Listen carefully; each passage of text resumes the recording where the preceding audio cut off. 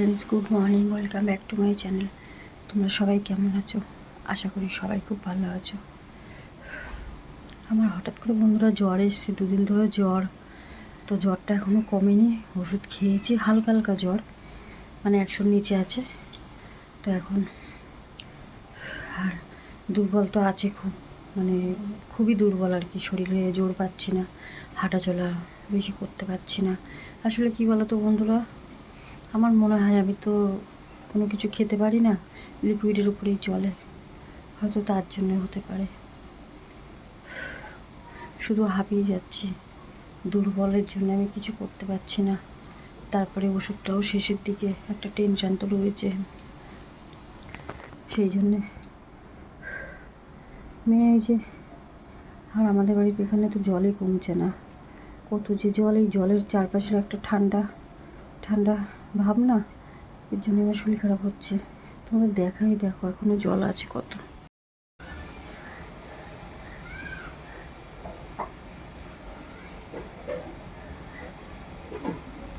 তো দেখেছো বন্ধুরা, কলতলায় বাইরে সামনেটা, মানে ঘরের সামনেটা এখনও জল। এবার ওই জলে নেমে নেমে মেয়ে কাজ করছে, আমি তো নামতে পারছি না, কারণ ওই নামলে আমার শ্বাসকষ্ট হচ্ছে জলে। আর জলটা যেন কমছেই না, সব দিকেই জল এখন। বৃষ্টি তো হচ্ছে, বৃষ্টির এই বছর বৃষ্টিটা মনে হয় বেশি হচ্ছে। বন্ধুরা, তোমাদের ওখানেও কি বৃষ্টি জল জমে যাচ্ছে? আমাদের এখানে তো খুব জল জমে যাচ্ছে, মানে সামনে যে হাই রোডটা না, রাস্তায় কাজ হচ্ছে, তো কাজ হওয়ার জন্য না ওই রাস্তাটা বন্ধ, হাই ড্রেনগুলো বন্ধ করে গেছে। আমাদের বাড়ি কিন্তু হাই রোডের সামনে। তো আমার বাড়িতে কোনো দিন, এই যে আমাদের বাড়িতে, আমাদের এই রাস্তায় কোনো দিন বন্ধুরা জল থাকে না। এত বছর আমি আছি তো, বন্যা হয়, আমাদের এখানে হয় না। এই বছরই দেখছি এরকম অবস্থা, ওই যে রাস্তাগুলো বন্ধ।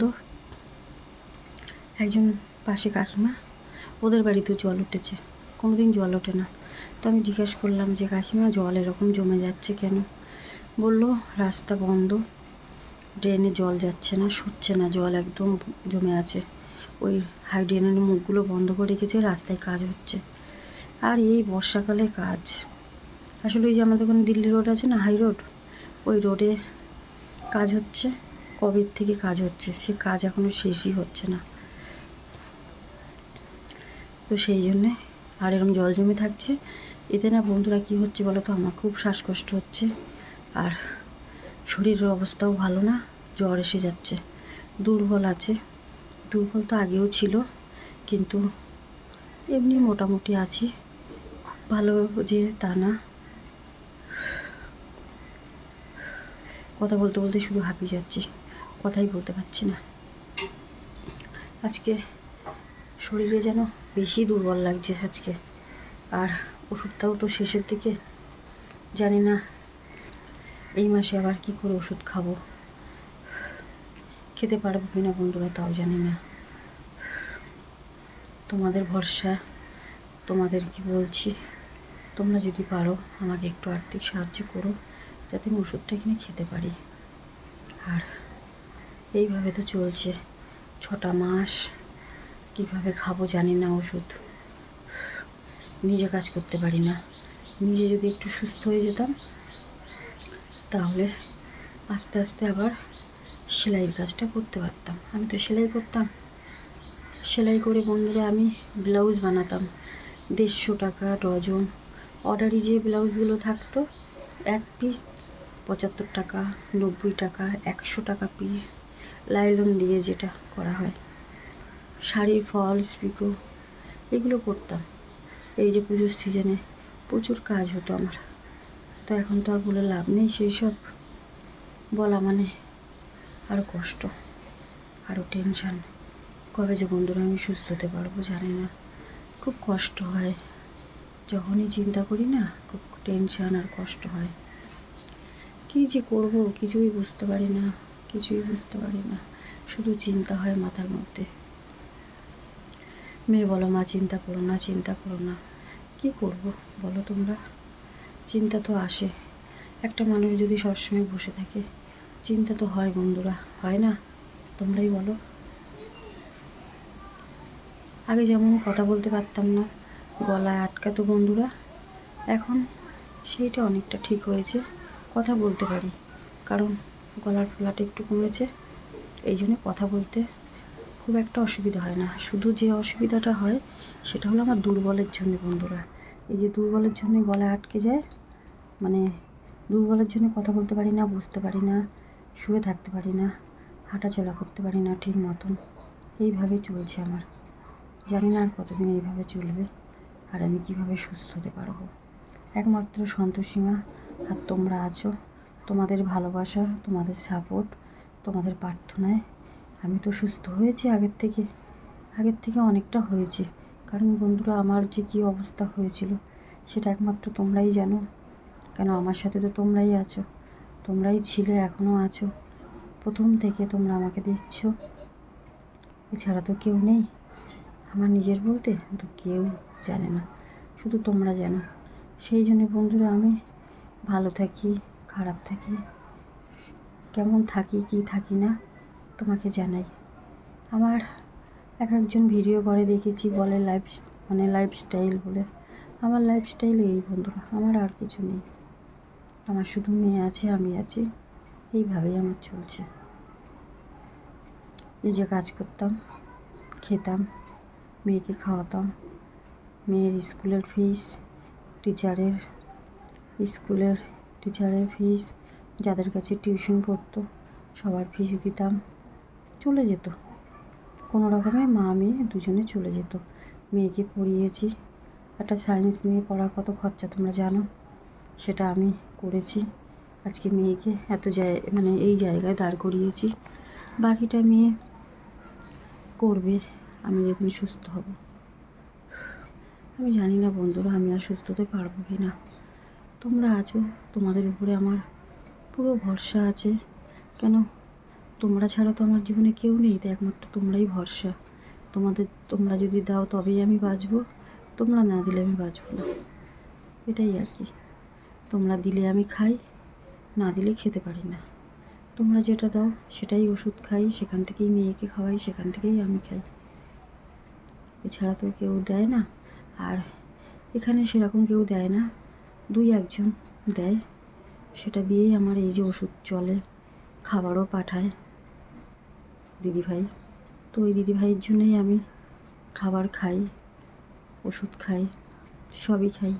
একজন বন্ধু, সে দেয় যখন যেটুকু পারে, দিয়ে যায় বলতে ওই গেটের সামনে দিয়ে যায় আর কি, দুধ কিনে দেয়। সেও একটা দিদিভাই, বন্ধু বলতে একটা দিদিভাই, তোমরা আবার অন্য কিছু ভেবো না। ওটা একটা বন্ধু, আমি বন্ধু বলি কেন, সে বন্ধুর মতন আর কি। তারও জীবনে কেউ নেই, সেই দিদিভাইটা আর কি। ওই দিদিভাইটা আমাকে বলে যে আমি যেটুকু পারবো তোকে দেব, সাহায্য করব। কিন্তু ওনারও সেরকম অবস্থা না। উনি আমাদের থেকে ওই এই 20-25 মিনিটের রাস্তা আর কি, সেটাই।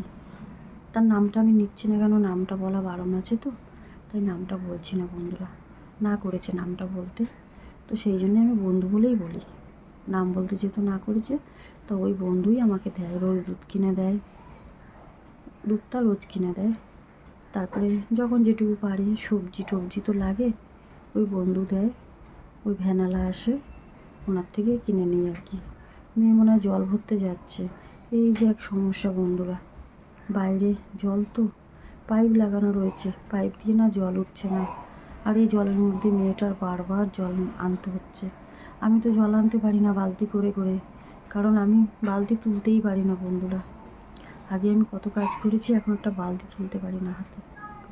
এটা ভাবলেই ছোট একটা বালতি, তাই যে বালতিটা তুলবো, তাও সকালবেলা জানো হাঁটা চলা তো করতে পারি না বেশি।